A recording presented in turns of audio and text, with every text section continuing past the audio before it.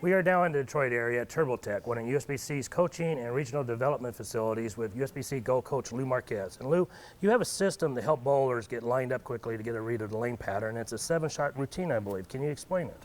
Well, Rod, in the 7-shot series that we help to develop with our bowlers that come in for a lesson, we try to help them unlock the difficulties in interacting with the lane environment, whatever environment that may be, whether it's in league or in tournament play. We guide them through steps of trying to dissect the lane by using parallel shots and diagonal shots, as well as shots to actually read the length of the pattern.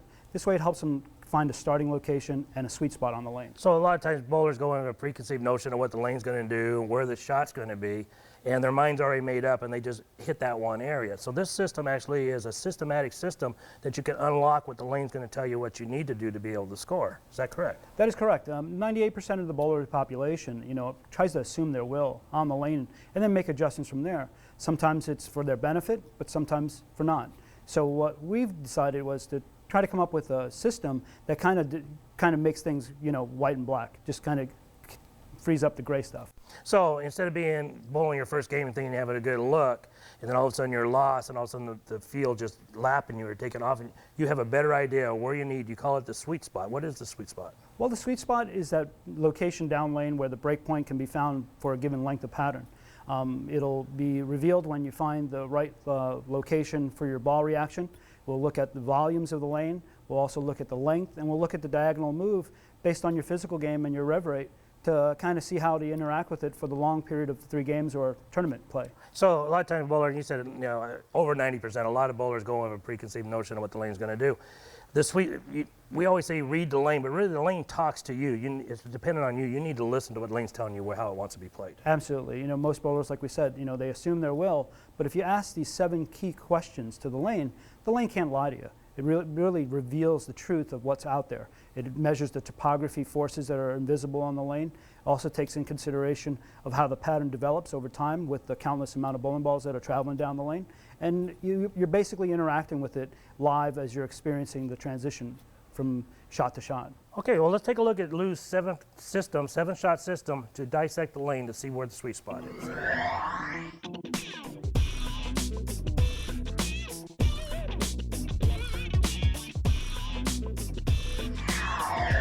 We're now going to have Bob go up to the foul line. He's going to get into his finish position.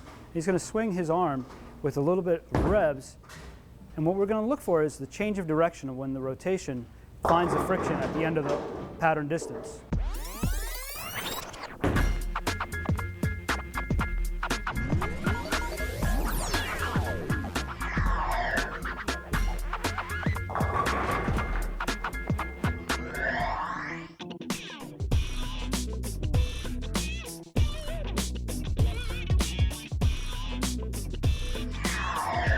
In shot number 2, he's going to do the same exact thing from the foul line in his posture and with a little speed, but he's going to measure the lane and check for symmetry.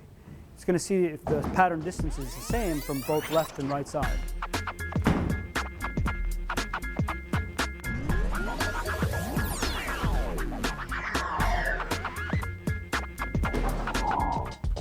So we just looked at the first 2 shots on lane 1, and we've determined that the pattern distance is a little on the shorter side, about 35 feet.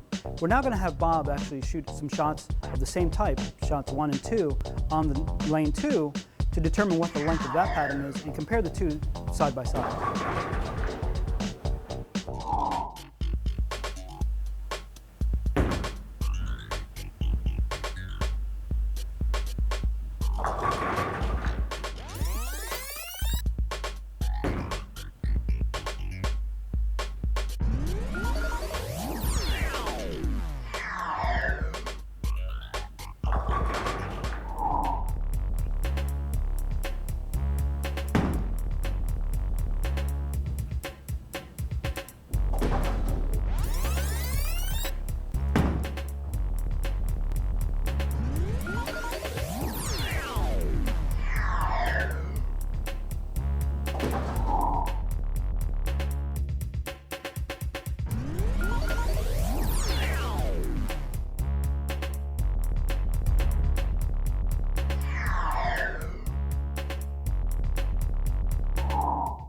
Lou, you had Bob throw 2 shots on lane 1 and 2 shots on lane 2 with 2 different patterns, and what do we see? Well, Rod, you can see the differences in the distance of the pattern. And what I mean by that is that you're looking at the environment. You know, Bob's right-handed, and we're going to look at the right side of the lane more in depth. But if the lane has been bowled on, we want to find out if there's clues as to whether that distance is being affected by his shot. So whether it's a house condition where the outsides has more friction and the middles are more wet with volume, or whether they're more blended across the lane from edge to edge, we might be able to reveal that in those 2 shots that we took. Okay, now we're going to go into the shot 3 of the system. Can you describe what it's going to be? Well, shot 3 now takes your technique. It incorporates your normal physical game, and we're going to look to dissect the lane in different parallel moves. We're going to start with outside in shot number 3, 4 and 5, working our way towards the center. Okay, let's take a look and see how the system continues on.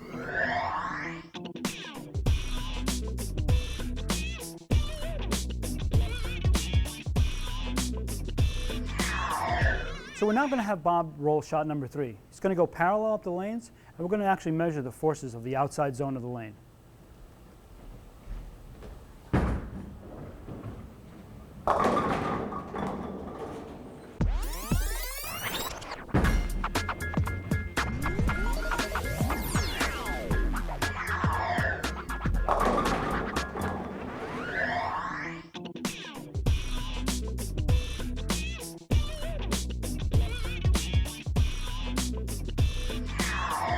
So we'll have Bob now actually move 5 boards on the approach. He's going to target the second arrow region, or the middle zone of the lane, and he's going to make the shot in a parallel fashion. And again, we're going to measure the forces of that zone.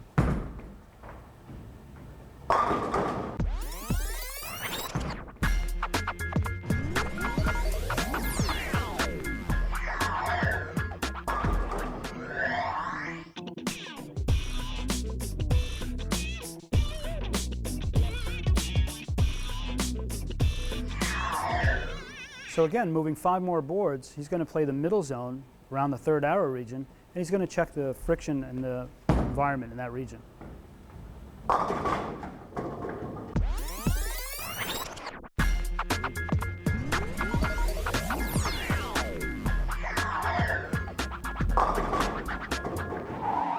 So Bob's now going to bowl on lane 2, and he's going to take the shots 3, 4, and 5 again, but he's going to measure the friction values of those 3 distinct zones.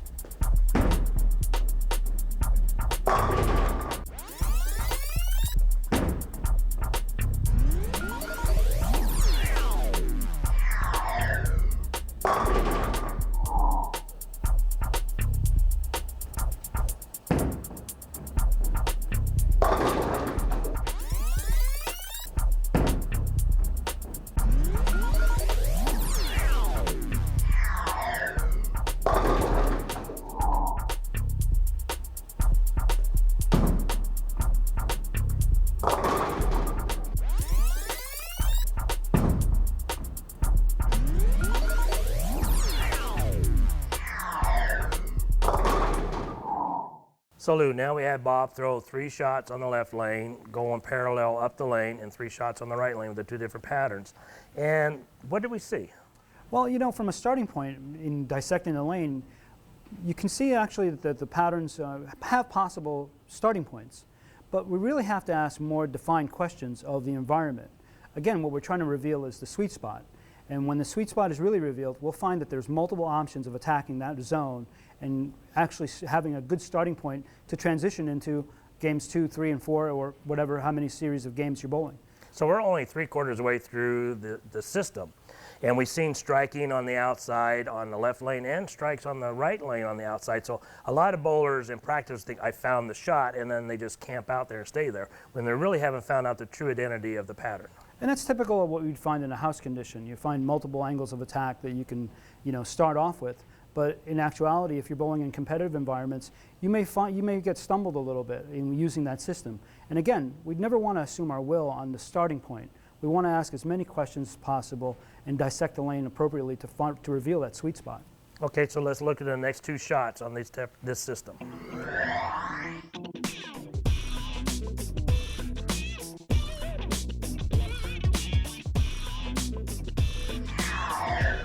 So we had Bob actually shoot the 3 shots going in a parallel fashion, and now these next 2 shots, he's going to actually go in a diagonal fashion.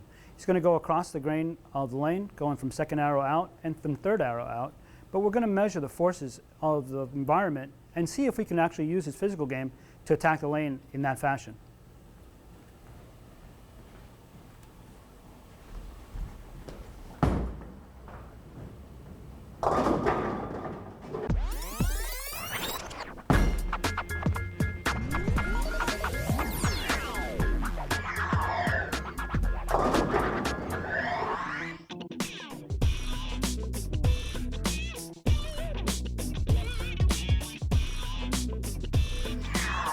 In shot 7, he's going to go across the grain, third arrow region, out to the outside, and see if he can find commonality between the zones going parallel as well as diagonal.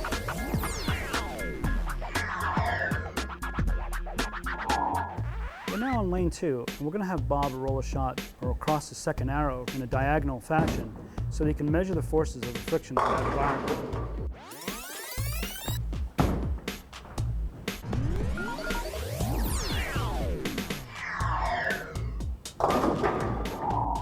So we'll now have Bob move in 5 boards and play the middle zone at a diagonal angle so that he can measure the forces of the friction of that environment.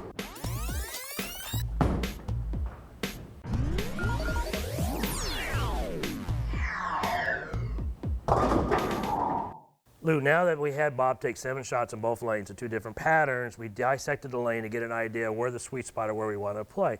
Can you describe what you've seen on the 2 different lanes? Well, in lane 1, we saw that Bob, trying to use a diagonal angle, didn't really have any lane help because of the over-under condition of the lane environment. He felt that by playing more parallel and more to the outside, he found that was the best zone to possibly start in. And then when we went over to the right-hand lane, or lane 2, we seen him strike on the first arrow when he was out there. We seen him strike on second arrow, and actually struck on an angular move or a diagonal move into the third arrow. So it can kind of get you kind of confused because he struck at all those positions. What did the pattern or what did the lane tell you where you should be playing? Well, you're going to find that very common in league play today, where they give you multiple choices to actually start from. But one thing to really take in consideration is that you can possibly start from the outside, but what you're looking for is multiple starting points, whether you're playing the track region or diagonally.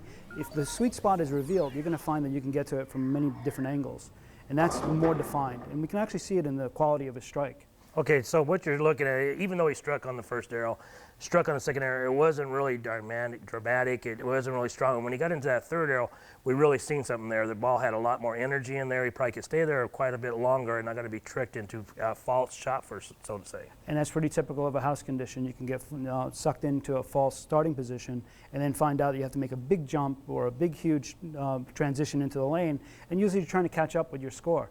Here, Bob was able to find the actual starting point going diagonally as well as parallel, but what he did was he found the actual wall of the actual lane pattern. Okay, and then again, back onto lane 1. You wouldn't want to use the shot that really looked good on lane 2 because the lane is different and the pattern was different. And where would we want to play on that shot? Lane 1? On lane 1, because of the pattern being shorter, around 35 feet, you want to actually play more of the outside zone. You're going to find that your ball reaction is best, and it'll actually give you the optimal angle to the pocket, taking consideration of the amount of friction that's developed in the back end. So straighter up the lane on lane 1 and more angular move on lane 2. We can get the optimum for this shot. Right, and then that goes according to the specifications that USBC came up with pattern lengths and how to determine the ratio of where to start on the lane. So you got your warm up, you're practicing. Spin it wisely. Read the lane, read the pattern. Try Lou's 7-shot technique to find that sweet spot, and your scores will improve.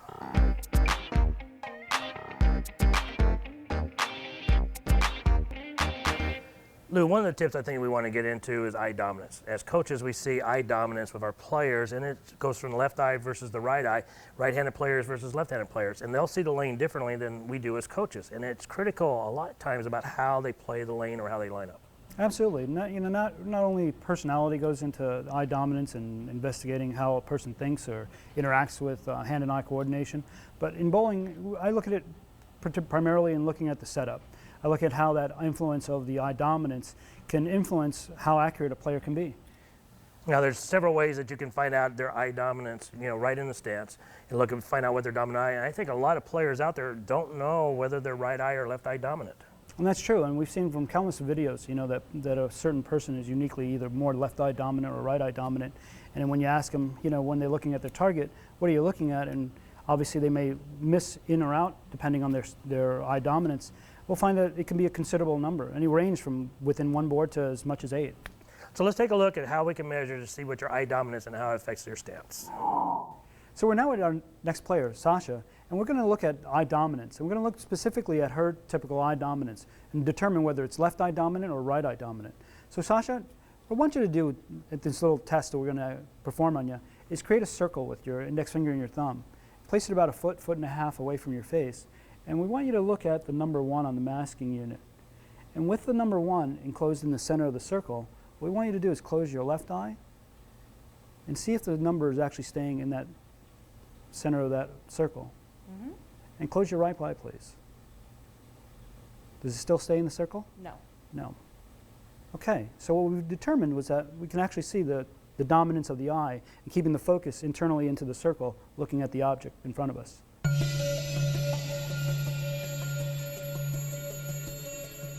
So we determined that Sasha is right eye dominant. And what we're going to now do is make sure that her setup is in alignment with her dominant eye. So what we'll do is check to see if her position in the beginning is adequate for her dominant eye. So right now she's actually more centered, so we're going to get her lined up.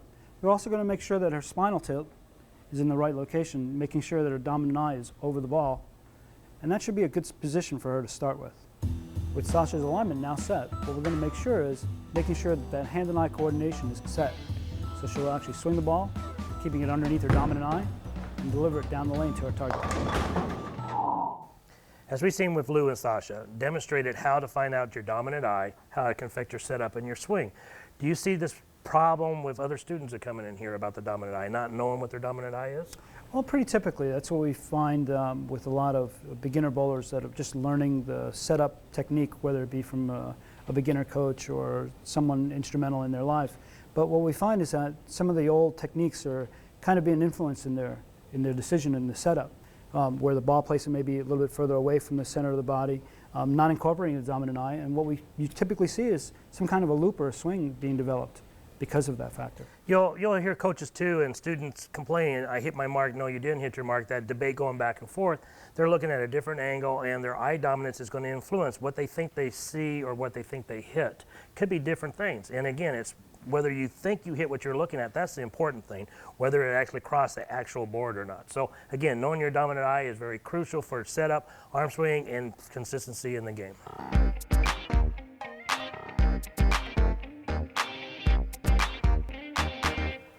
Michelle, one of the things we're trying to get from our players is a nice, loose, relaxed swing, but it's easy to say that, but how does a bowler achieve one?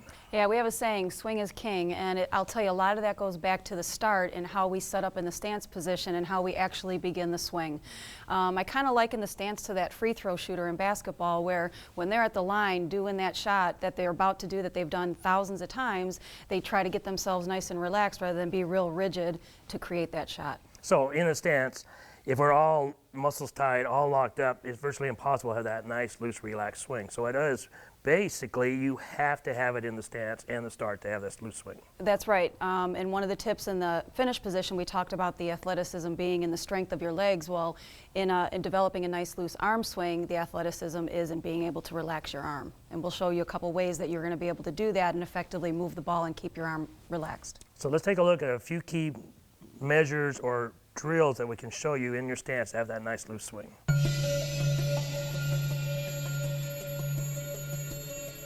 So we want to get nice and relaxed in the stance. So Sasha is going to go ahead and show us a nice stance position here. Okay, now we want to make sure that the right arm and shoulder is nice and relaxed and that the weight is in the left hand supporting the ball so that the right arm can actually relax. So to demonstrate whether or not we're actually in a relaxed state, I'm going to go ahead and grab Sasha's arm, and when I let go, that should have fallen. And you can see right here that she's not in a relaxed state. So what we're going to do is get her loosened up a little bit. Excellent. So now when I hold her arm, it just, almost, just relax and it falls. Then you know that you're actually relaxed.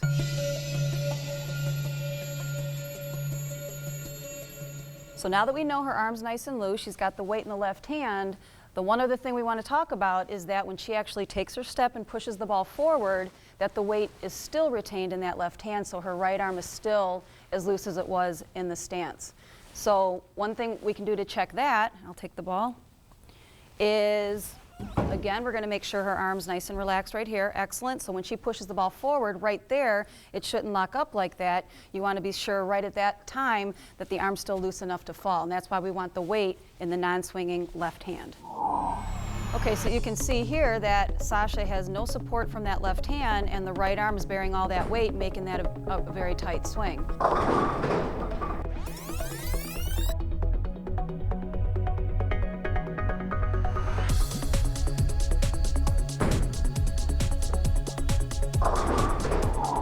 So what she's going to do here is she's going to set up getting the weight in that left hand, taking all that pressure off that right arm, keeping it nice and loose so it can remain loose during the swing.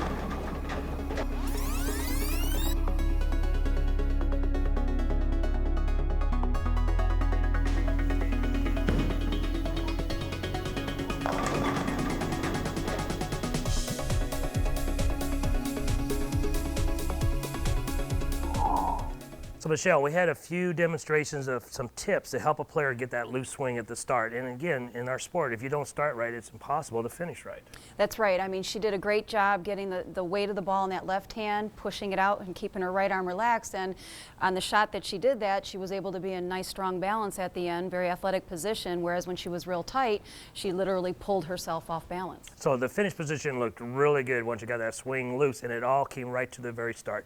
So again, get that nice, relaxed arm in the stance, get the weight in your non-bowling hand, and just let that arm in the swing drop. Yep, let the upper body be nice and relaxed and the lower body be nice and strong, and she did a great job doing that.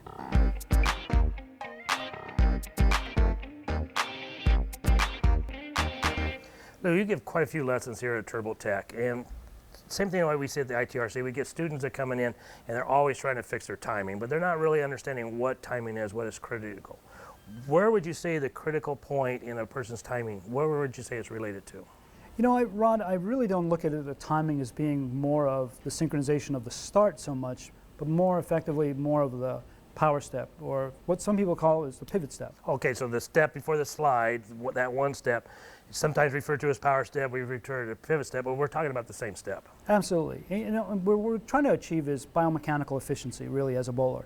No matter what style we are, whether a stroker, cranker, roller, two-handed, we're trying to find the most optimal way of using the biggest and largest muscles of our body, lower body and upper body, the back, shoulders, knees, legs, things like that, but work on them in a way that's efficiently to provide the most powerful shot you can possibly create. So to create the most energy with the least amount of energy expended by the bowler, to be more efficient. Absolutely. You find that some bowlers may be more upper body driven or lower body driven, and that usually dictates their style, their speed, their rev rate. But to become biomechanically efficient really is the style that you should be trying to achieve. Now, at one time, you coached quite a bit overseas and was a national coach for Hong Kong, I believe. And they did some biomechanical studies that actually correlates to what we're going to be describing here. Absolutely. Their physicians working with the bowling department helped to identify where the most efficient way a bowler can achieve to create dominance and power. So what I try to teach in my lessons here at Turbo is to find a way to get the bowler's natural swing and footwork to correlate at the right time, creating that magic and explosion at the foul line. So this goes beyond opinion or anything. Even though we see the best in the world and everything all are in these positions, we actually have science to back this up. Absolutely. And what they found is that they correlated, obviously, their studies using other sports as well, but also looking at tour players from around the world and looking at how efficiently they are, because obviously they're the elite player. So in studying them, as well as their physical data, they found that the correlation really is in that pivot step, when that connection is made. So let's go ahead and we're going to take a look at Bob Learn, and we're going to start with Bob and look at the position that we're describing, that Lou's describing, of the pivot or the power step.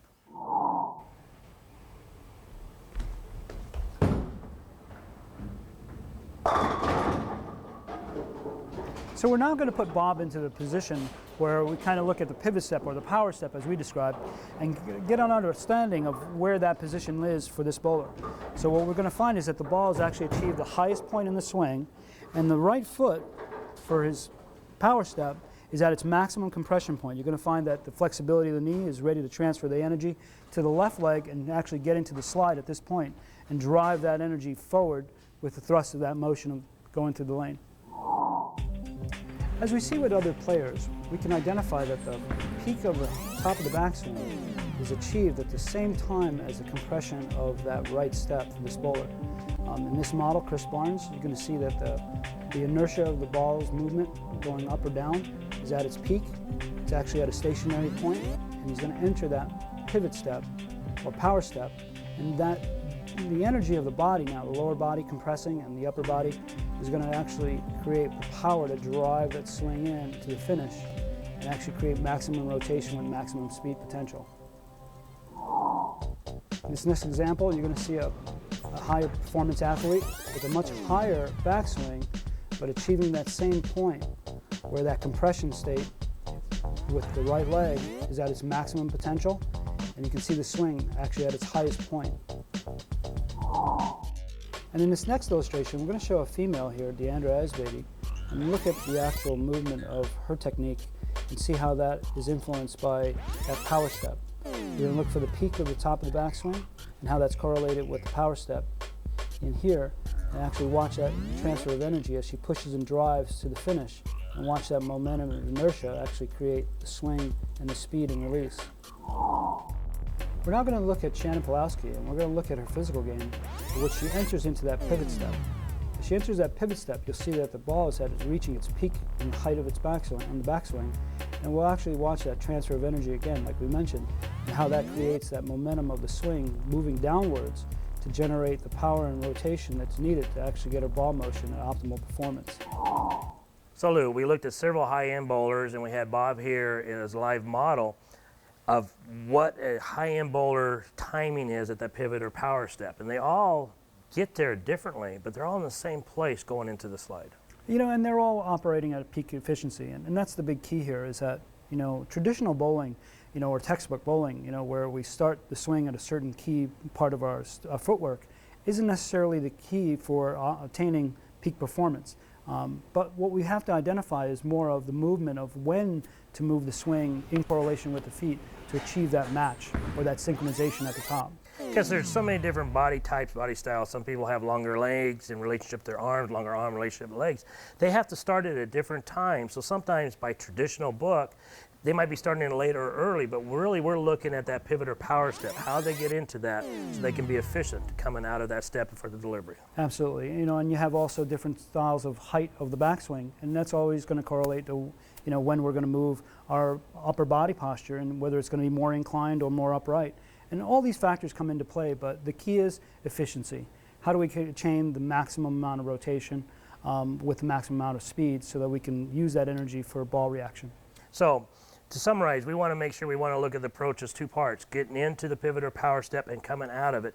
And we want to adjust how they get into it for the efficiency execution of coming out of the power step. Absolutely. And you know, when bowler comes in for training, they come for a lesson, I've really never had them say, hey, listen, I want less power. You know, in today's game, everybody's looking to match up to the two-handers. So we want to go for maximum power, maximum revolution, and slowly use that to adapt to the given lane environment. So to increase your efficiency and your power, definitely see a certified USBC coach, look on video and see where you're at that pivot or power step.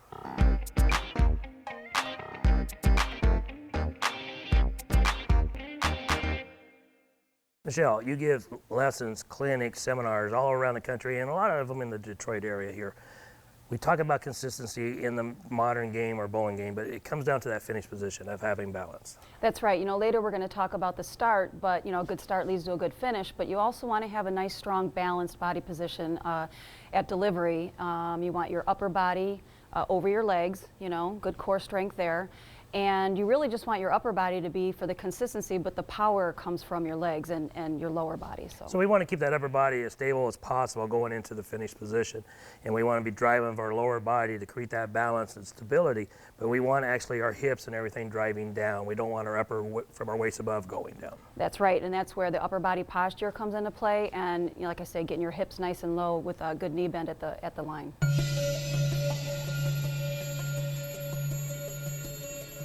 So a lot of times in league, or people come in for a lesson, we'll see bowlers who fall off the shot like that, which obviously is being out of balance. So what we're looking for at the finish is to get into a nice strong position where her body is over her leg, she's stable, and she's able to hold it. She's not falling off out of control at the delivery.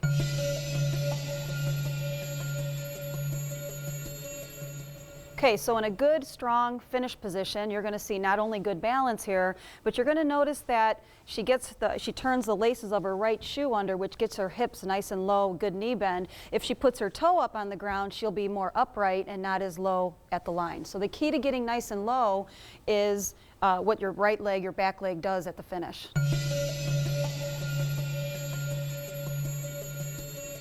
Okay, now another thing we're looking for in the finish position, along with good balance, is that we don't want the player to try to get low with the shoulders. You see, notice here that her nose is way ahead of her knee, but what we want to do is, again, with good posture, get the core right over the legs there, and to get nice and low, you'll notice again that back foot, those laces are tucked, which brings her body position up more. That's great position right there. Good leverage.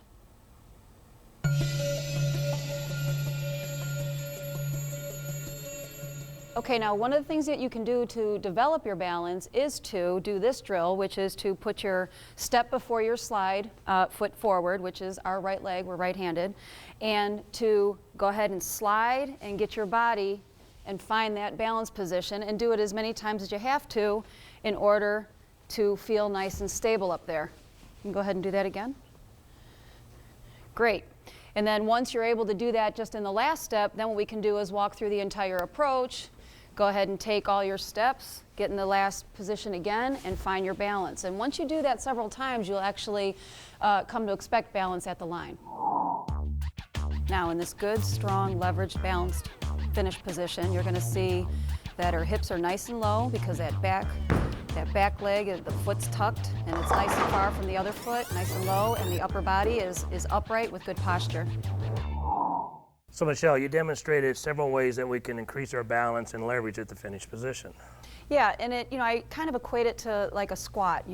Good strong legs is really important. I do recommend that you work them out. And in this case, I call it a bowling squat. You just get nice and low, hips down at the line, and the further you get that back leg over, the lower your hips are going to be. We found at the International Training Research Center, we have a gym in there and we test balance. And it's very interesting that your elite bowlers are very, very good at lower body stability and balance, and your intermediate to beginning bowlers aren't very good at it. And this is something they can learn at home. You don't have to be bowling to actually train for this. Absolutely. You got a hardwood floor or something you can slide on, and recommend walking across it and finding your balance like the drills we did earlier. And it's just a matter of, being the athleticism is actually in being able to be nice and strong and balanced and use your legs. So you can improve your game at home by practicing on a hardwood floor, or actually just doing some like bowling squats and just do some repetitions. Yep.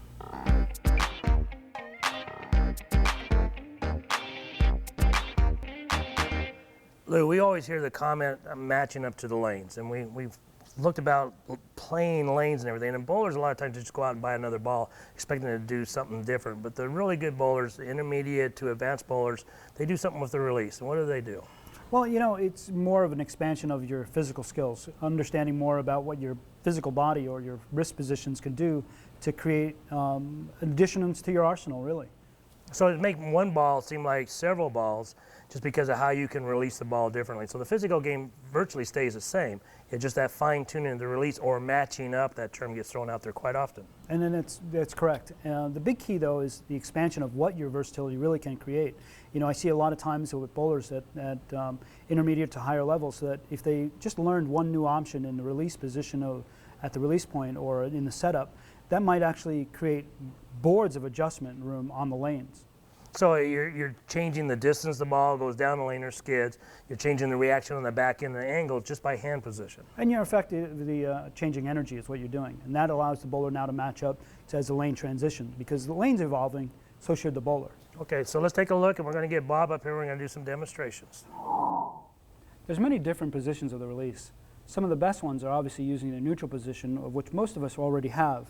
You'll find that as being more of a stable position with the wrist from behind. But one of the options that you have to increase rotation, or better yet, get the ball to have an earlier break point on the lane, could possibly be of cupping of the wrist, getting the fingers more underneath the equator of the ball, and you'll see the actual bending of the wrist in this position. This will impart more time for the fingers to rotate out of the ball and gyrate onto the lane. So that's one option. Another option is to have an open-handed release, where we actually break the wrist back, and this actually will impart a little less rotation, but this will then effectively create a little more longer distance down the lane without as much of a strength and reaction on the back end. So these are two options of wrist cupness, or neutral to dominant or strong wrist positions. Now, the next one we want to talk about is the rotation part of the release. And here we can actually tilt the rotation and opt for positions where the hand is more on either on the side of the ball or more from behind the back of the ball. These positions will create a dynamic force in rotation style.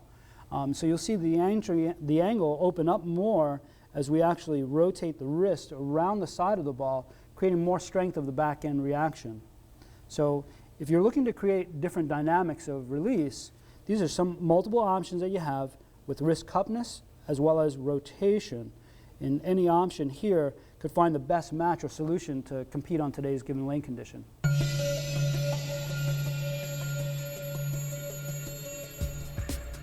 So with the hand in a neutral position, you'll actually see that the rotation is more forward in direction, but at the same time he's imparting more revolutions to create a rotation that gives it more direction emphasis, but not so much a change of direction down lane.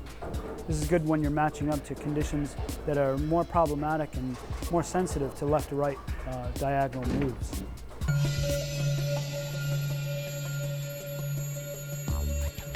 So in this position, more open-handed or weaker, what you'll find is that the actual rotation, because of the fingers being more on top of the ball and above the equator, you're going to find that the rotational force is a lot less, giving more control for direction and not much change down lane to the back end motion of the ball.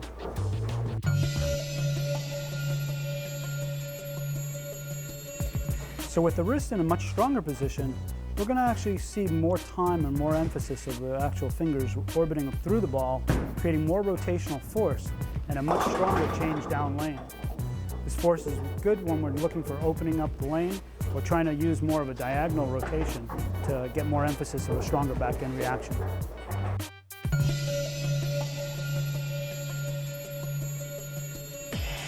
So with the hand in an open position and imparting more rotation to the side, we'll see that the ball will actually create more skid force through the front with less rotational force on the back end. This helps to control any depreciation of the lane environment and helping to keep the ball more in line with the ever-changing lane condition.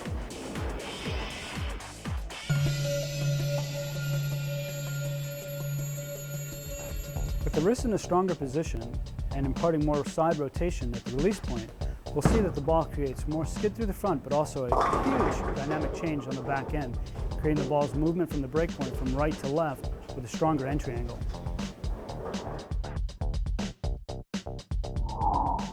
Lou, we looked at several different variations of releases with Bob, some of them increasing skid, some increasing reaction on the back end. How do we apply that to the game when we're actually playing the lanes? Well, Rod, you want to use different variations of the release when you're trying to match up to the sensitivity or the strength of the lane condition. Playing when the lanes are more dynamically drastic in reaction might welcome a neutral position or a slightly more open position.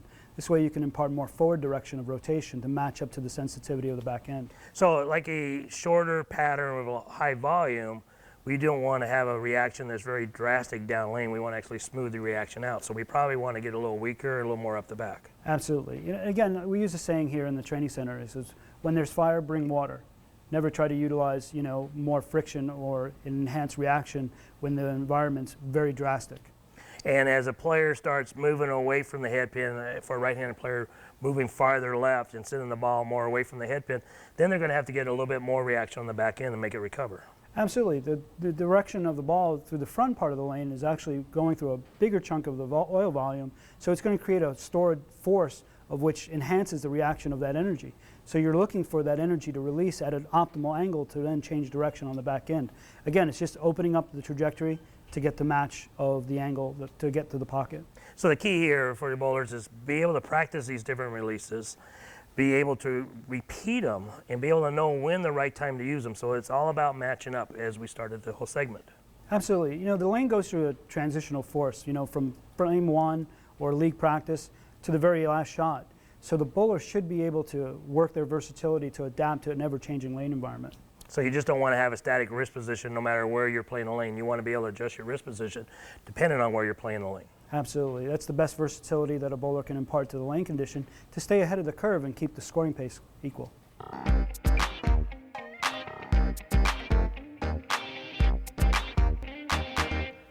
For your league bowler and tournament bowler, a lot of times, Lou, we actually see the ball distance from the ankle. It gets away from it, and they're in a weaker position. They're not be able to control the release, control the ball motion going down the lane. That's quite common, Rod. One of the things that we see problematic with bowlers is that the distance of where the ball is in the swing relative to release point sometimes is away from their center of gravity, you know, or what we call the leverage position at the release. And when that happens, usually it's problematic in creating consistency on the lane, direction, things like that. So you're going to have problems with your launch angle and consistency, rotation, gets farther from the ankle. They end up being around the ball a little bit more, get a little bit closer at the back. So they actually would see over-under on the lanes, and it's not the lanes giving over-under, it's their release positions. It's their release position, exactly. And then some people call it, you know, in let's say a problematic symptom was like chicken winging in a way. But again, it's the distance of where the ball is relative to your finish position at the bottom. You know, we typically want to see that more dominant underneath your dominant eye, underneath your head, and underneath your core of your body. So how close to the ankle do we want it at the bottom of the swing, at the Well, release? you know, some people have said that it's really, really close. You know, sometimes you can just get a piece of paper in there. Obviously, that might be a little too tight for some. But the big key, I think, is just maybe within an inch, you know, from your ankle. But the key is underneath a good stack leverage position at the bottom of the swing.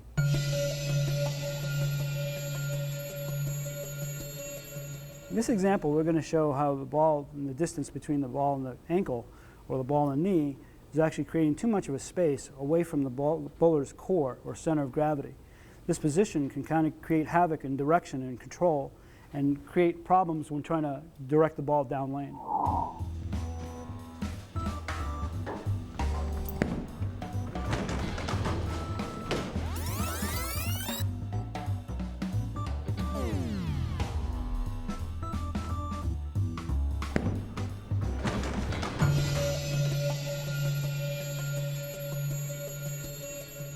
In this position, we're actually going to see now that the ball is more underneath the bowler's center of gravity or more underneath the head or dominant eye in this position. This will help to create the connection between what the bowler is looking at, the swing direction, and keeping the ball closer with the weight more underneath the center of the body.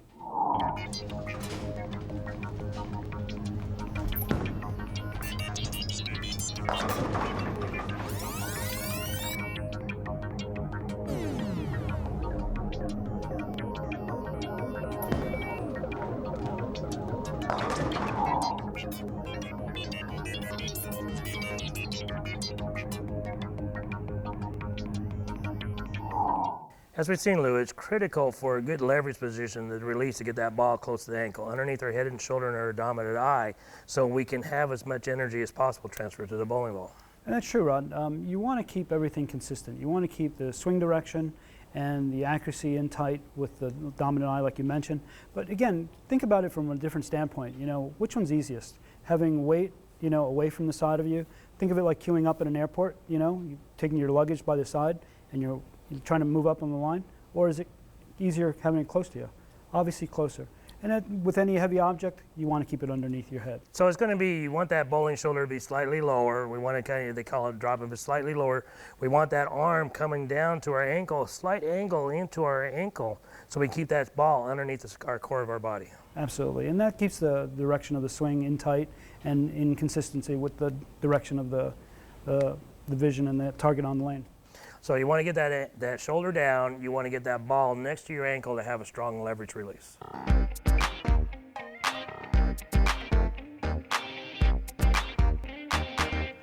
Michelle, we have players and they come and they practice their physical game and they're practicing their strike ball and practicing their versatility on different strike alignments, and then they go out to league and they're not scoring anymore. They got a better first ball, but they haven't practiced that 10-pin spare, and it goes in the channel or doesn't make it to it. And their score doesn't get any better because they have so many opens. What tips can we give the players to get better at their 10-pin? Well, we've got it narrowed down to about 3 things to get that corner pin, the 10-pin for the righty or the 7-pin for the lefty. Three things. It's angle, it's swing, and it's ball reaction. I think when you get those three things down, you're going to find you're going to get that corner pin a lot more often. And how can they practice it before a league? How would they do it on a full rack? How are we going to demonstrate that? You know, just make sure you're standing in the right position in the beginning, not drifting.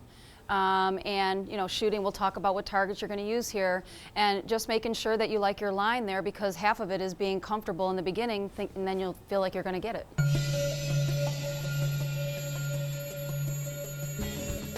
Okay, so you can see here that Sasha is standing on approximately board 35, which some centers have a dot there, some do not.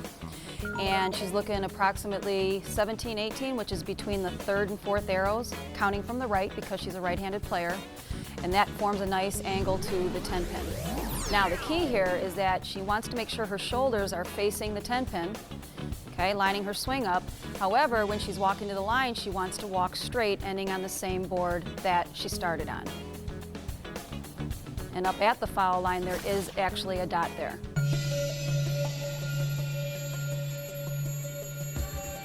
Okay, so we just spoke about the first thing in getting the 10 pin is angle. So she's standing on approximately 35, targeting between third and fourth arrows, counting from the right because she's righty. So that puts her around board 17, 18, and that forms a nice angle to the 10 pin. Now, the second thing in getting the 10 pin consistently is to have a nice loose arm swing. So it's real important that she has the weight in her left hand and her right arm is nice and loose so she's consistent. And now we're going to watch her take a shot and watch reaction.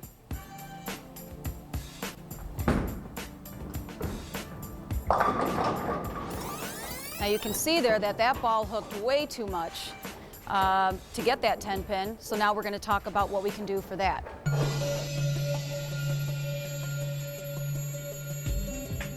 So how many of you have seen that reaction in league? We got to fix that. So the key there is that we need to use a plastic ball in order to be able to get that spare, getting rid of the hook at the very end. The problem wasn't angle, it wasn't swing, it was ball reaction. So Sasha is going to go ahead and get the 10 pin this time.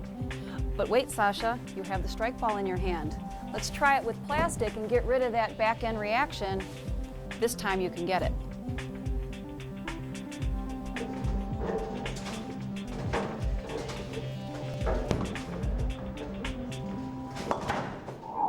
So Michelle, we've seen bowler trying to pick up that 10 pin with their strike ball, which most league bowlers and a few tournament bowlers try to do with not a lot of success. You've got to be so perfect to be able to pick it up.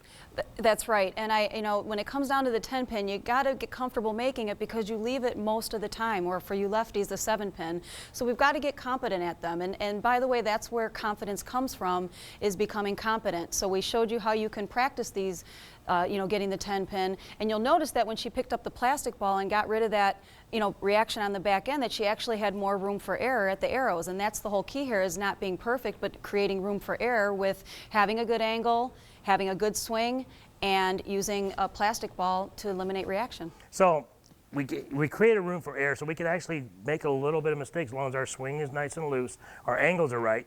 We can miss slightly and still pick the spare. We don't have to be perfect. That's right, and I see so many people that come to me that say, you know, oh, the 10 pin, it's all mental. Well, when you check those three things out and you find one or two of them is faulty, it's not mental, it's actually very physical.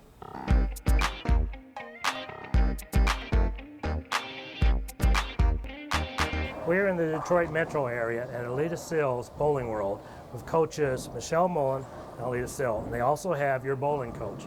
Aleta Sill is a Hall of Famer. Michelle Mullen's a gold coach. They're both very good coaches in the metro area, and they got some tips for you about how to make sure your bowling ball fits properly. So what do we have here? You have tape on the counter. What do we use this for? Well, we use this in order to size up the thumb hole in the ball in order to have a nice light grip pressure. Lita, you might talk about some of the things that we see on a daily basis when people come into the shop. Well, what we see is people wanting their holes opened up, usually because they are squeezing the ball and they've learned to squeeze the ball. So when the ball fits their hand, they're still holding it the way they used to hold it with a ball that didn't fit their hand. So they want the holes opened, and we have to be, you know, cautious on that, because if we make them too big, they're going to start to squeeze again. So it's almost a catch-22. They come in because they think they're catching on the back of their knuckle, and it's kind of rub it on the back. And they come in, they want you to make it bigger, but if you make it bigger, they're going to have to grab it more. They grab it more, they're going to rub more, and it just Vicious continues, circle. goes on and on. Yep. And they're just not used to being able to make it slightly smaller or tighter is going to be better for them. They're going to be able to hold on to it better. That's right. And you want a looser, you want a better grip pressure, lighter grip pressure, because you want to be able to have a nice loose arm swing and be able to let go of the ball. And one of the ways we do that is by using this tape. When we put tape in the ball, it sizes it up to the natural fluctuations in your thumb so that the ball's always fitting in every single shot that you make. So would you recommend that you have tape in the ball all the time, or is it just when your thumb goes down? Would you say that we should have tape all the time or not? I think you should have tape all the time to allow for your fluctuation. And we're human, so our bodies fluctuate. So if we leave the pro shop and it's perfect, if we swell one day for whatever reason, I mean, we aren't going to let it go. So I like to make the hole just a little bit big, you know, to have one or two pieces in so that it can allow for that fluctuation. So it'd be safe to say that if you can't get at least one piece of tape into the bowling ball, the thumb hole probably doesn't fit. It's probably going to be, yes, it's probably going to be a little tight. Okay. And how do we use this tape? I see two different colors here. I see a black, different sizes, and a white. Yep, the black is smooth and it comes in two sizes, 3/4 of an inch or an inch. And the white is textured, if you prefer that, also coming in both sizes. And how would we use these tapes? I mean, do we just, are there any special place that these should be put? Do we just put them anywhere in the hole? No, there's a I see couple I have a places. round side and a flat side. How do we put them into the bowling ball? Well, let's take a look at how we put tape in the ball. As you notice, as Kent puts his thumb in the ball, it's going in on a bit of an angle. So what we do is we take a piece of this tape, we'll use the inch size given the size of Kent's thumb, and you'll notice you use a little screwdriver or one of these handy tape insert tools, work real good. And what you want to do is on the nail side where his nail goes into the ball, where his nail faces, you would stick that tape right in there. And he should feel it right on that nail side. He shouldn't feel it on either of the exits right there. And that's how you put tape in the thumb hole. You also want to make sure that the round end of the tape is up. Yes, otherwise the edges will peel back a little bit. Now, this is to size up the hole. Some of you might like to use the different gripping tape. These are used just to have a good feel on your thumb for a cleaner thumb release. As was just demonstrated, we showed you how to put the black tape on the back part of the thumb hole, but notice here, this is that center line on their thumb. And a lot of times bowlers come in and say, you need to put a piece of tape in the front of the thumb hole. They will usually put it up into here, the 12 o'clock. Where should they be putting the tape? Yeah, you want to put it on the pad side of the thumb if you're going to use the white, or the nail side if you're going to use the black tape.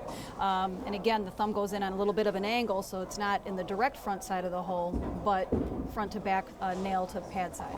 And everyone's thumb's going to be, because their thumb hinge is going to be a little different, so it's not going to be the same place for everybody. Now, how did you locate where to put the black tape? What made you decide to put the black tape there on the individual?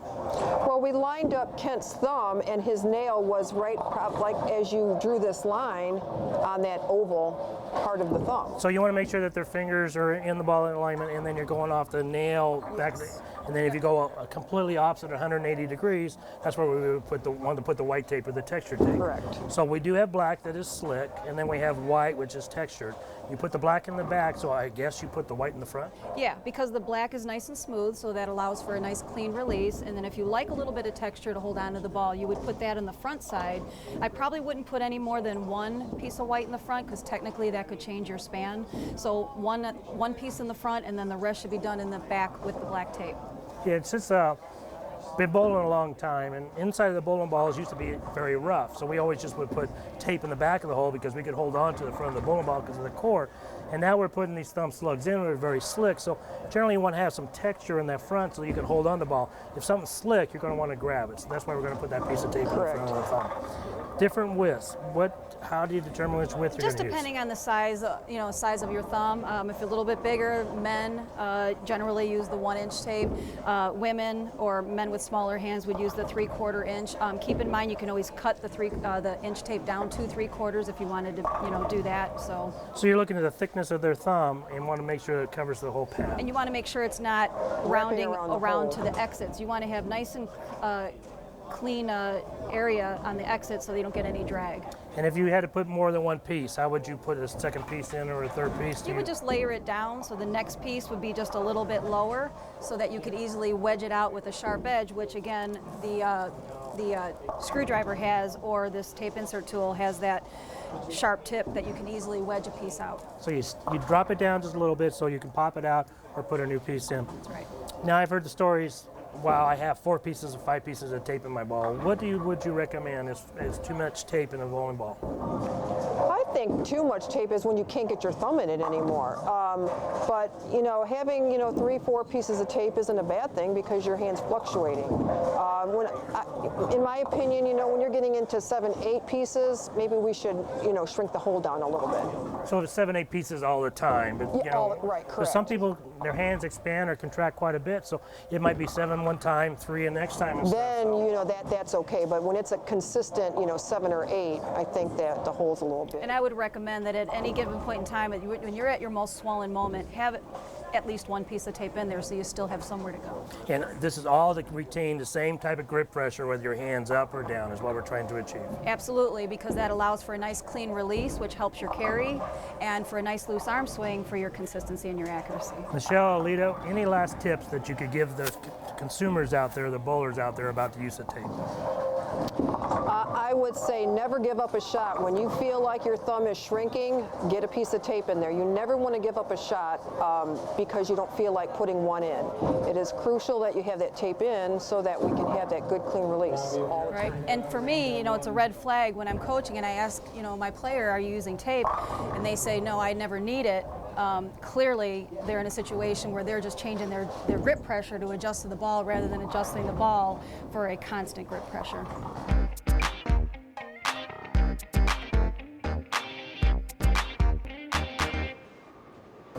Wrist supports are used by a lot of bowlers out there, but they really don't know which ones will work for their game. So we have 4 different wrist supports here, and normally that you would see be utilized in league bowling or tournament bowling. Can you go through these and tell me what we have? Well, this one here is just a basic wrist support, better than no support at all. It's an excellent glove.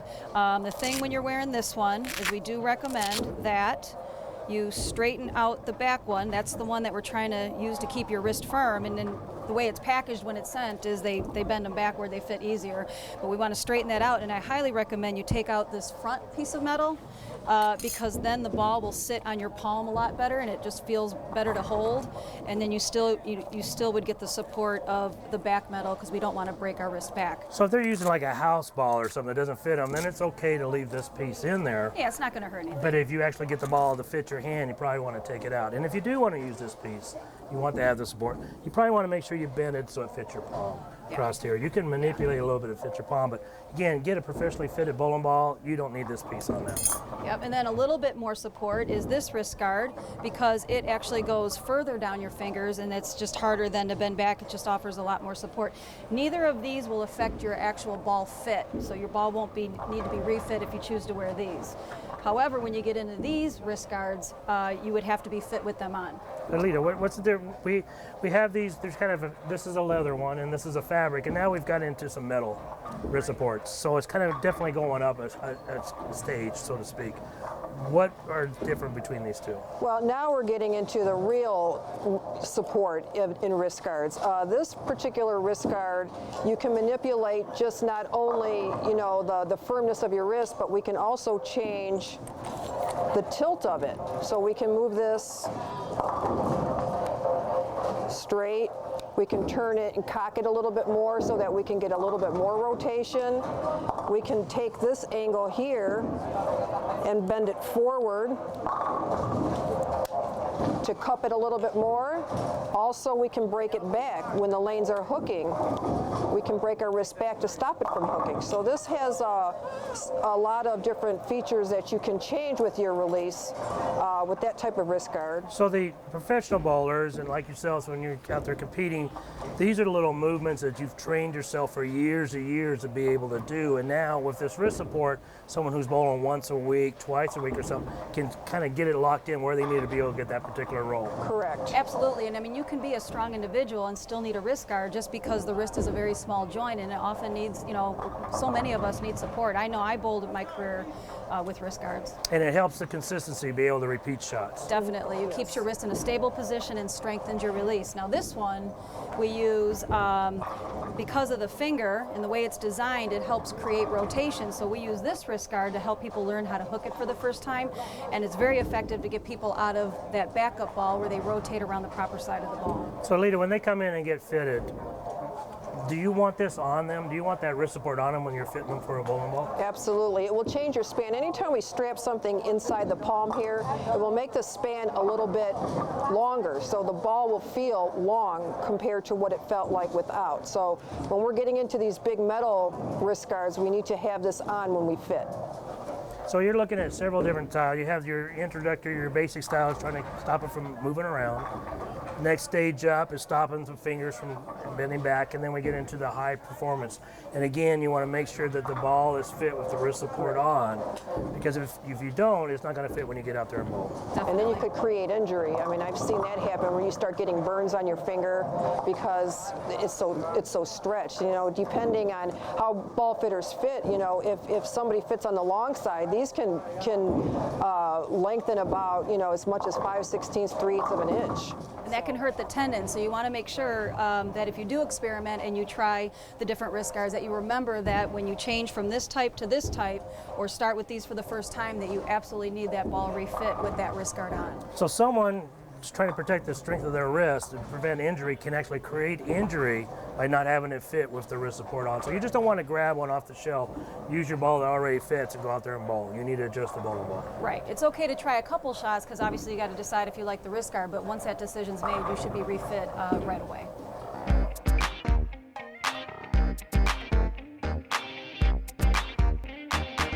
Okay, Michelle, when bowlers, they're coming in the pro shop and they're buying their first ball, their second ball. You even see bowlers coming in the league and they have 4 ball, 5, 6 bowling balls they're going to the league, and they're getting these high performance balls, which they're trying to get hooks, get balls to do different things. But the one thing they miss a lot of times is what? What ball are they missing? The plastic ball or the spare ball. So they're striking a lot or trying to get dialed into the strikes. So they might be striking more, but they're missing those corner pins. Left-handers, the 7-pin, right-hander, the 10-pin, and a few others, because they're just worried about strikes. Yeah, and even the players who, you know, get into the performance balls for the first time, you know, they're getting more strikes, the ball's hooking, but then as a result, they have a little bit more difficult time getting their spares, and that's when we recommend using a plastic ball to pick up your spares. So you're coming in and get your first high performance ball and you get it for strikes and you're buying a 2-ball bag. What should that second ball be? I think it should be a plastic ball. Okay, let's take a look at some of the plastic balls available and why they should use them. So, we got several of them here. They're different colors. What do they do different? What's different about them? You know, basically, whereas those balls were reactive resin, performance shell to them, these are basically just plastic. We liken it to like a ball tire, if you will. They don't really create friction with the lane, so as a result, it makes them a lot more predictable. And whether when you're looking to get a plastic ball, you're really just looking at color, what you like to look at, because they all do basically the same thing because they don't have much of a core in them and they all have that plastic shell. So the cover, the color, the brand doesn't really make much difference. It's all what they're gonna aesthetics do? at that point. Pick a ball that you like looking at because you're going to be using it an awful lot. Can you use them for anything else? I mean, I see bowlers using these for their strike balls. Can these balls strike at times? A plastic ball can hook if the lanes are dry enough. I know that when I coached Team USA a few years back that one of the days we had so little oil on the lane and we required every athlete to have a plastic ball on hand for those conditions, and I watched 2 people actually shoot 300 with plastic. So they still can strike, but they're usually, you can use them too if you have slower speed. The lanes are drier, you just don't have the power. You want to make sure you have the energy of the pins. The majority bowlers should be using these for their second ball to shoot at that single pin spare. That's right. I mean, kids that throw a straight ball who are going to grow out of the ball quickly will get, you know, a plastic ball. Seniors who throw them slow, if they throw it slow enough, these balls will hook for them. But in general, what we're talking about today is having it in your bag as a ball that you're going to use to shoot your spares. Now we get some exotic drilling sometimes, extra holes on the side of the bowling ball. We move the pin around on these strike balls, high performance ball. Any special drilling we should be doing on these spare balls? Nope, I think the important thing is, you know, when you're using a performance ball, they have those dense cores in them, and so as a result, the pin placement is very important. But when you're getting into the plastic balls, the cores inside are basically just like a pancake weight block, and there's a lot of filler.